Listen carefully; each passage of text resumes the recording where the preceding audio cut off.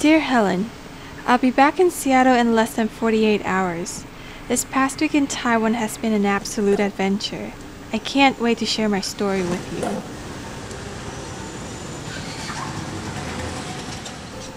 Upon my return to Taichung on my 25th birthday, Dad gave me Grandpa's wooden box and he instructed me not to open it.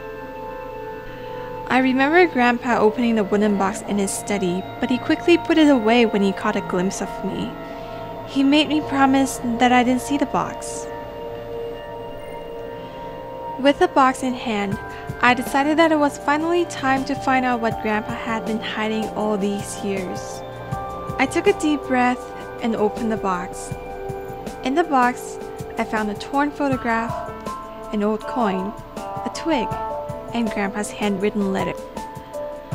There was also an envelope that contained 4 pieces of paper with riddles written on them.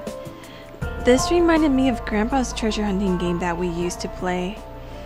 It was our little secret. I'm all grown up and too old to be playing games.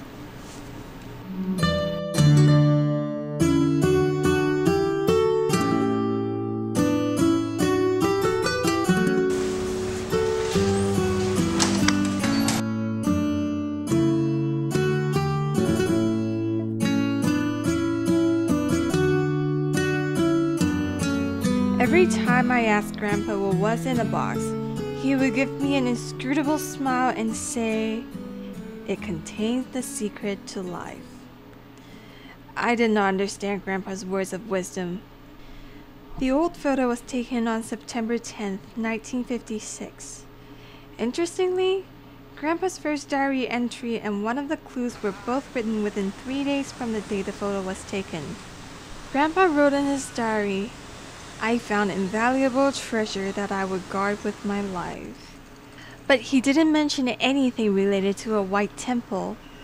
Could it be related to the photo?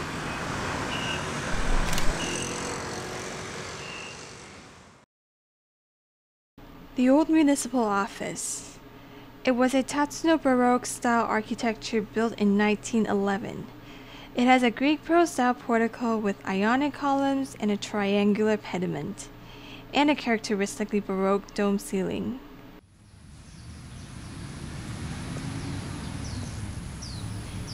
Grandpa's next diary entry was on the National Day of 1956. I began to suspect that Grandpa did not write the riddles I found.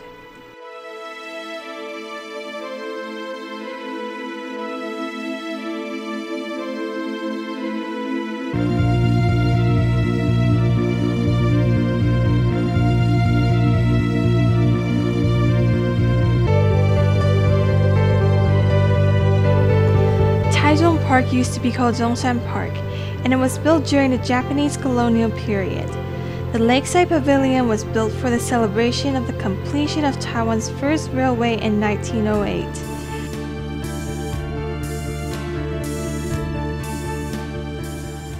The park itself is home to many historic buildings and their remnants.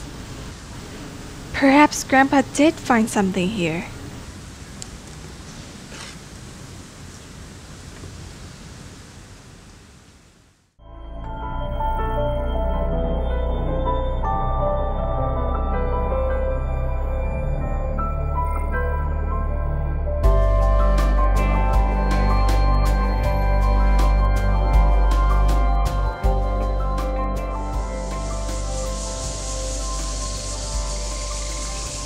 The pastor gives his blessings, wishing the pair would never part. Light sprinkles on the red bricks, with joined hearts we sowed. I remember coming to Yanagihara Church with Grandpa. He told me he planted one of the trees here. Could he have buried a treasure under the tree? So there was no treasure under the tree. Was there ever any treasure? And who wrote those mysterious riddles?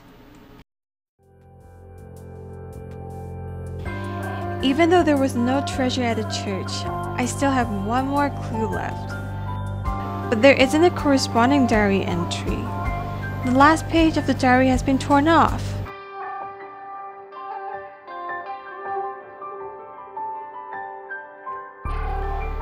The last clue dated to March 1957, and that was the year Grandpa joined the army. The fort on Mount Tattoo was my last hope to finding anything. Hi, 森山先生いらっしゃいますか? Hi, may I speak with Dr. Smith? Yes, this is Jean calling. Hi, hi.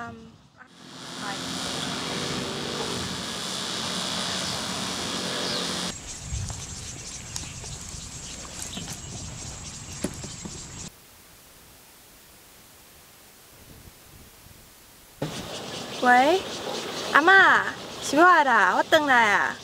嘿，顶礼拜回来。阿嬷，阿公伊当时做兵啊，伫台中嘛。嘿，嘿。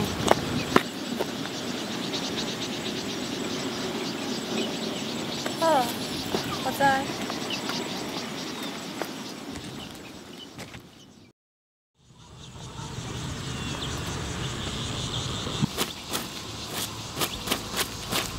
I couldn't hide my disappointment when I saw the treasure was merely a tiny tin box, but I opened it anyway.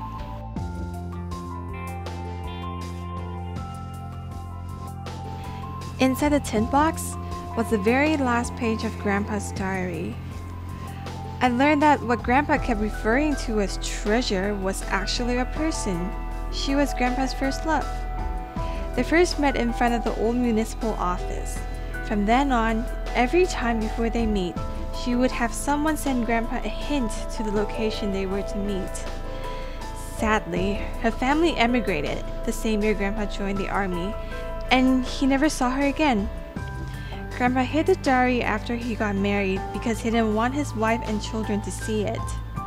At this point, I'm convinced that Grandpa sent me on a wild goose chase and that his secret to life was a joke. On the last page of Grandpa's diary, he quoted the concept of wuxing. He wrote, "Gold generates water, water generates wood, wood generates fire, fire generates earth, and earth generates gold."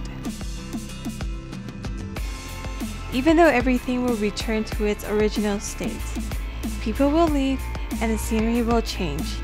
The earth under our feet will always support us, and that is the true treasure.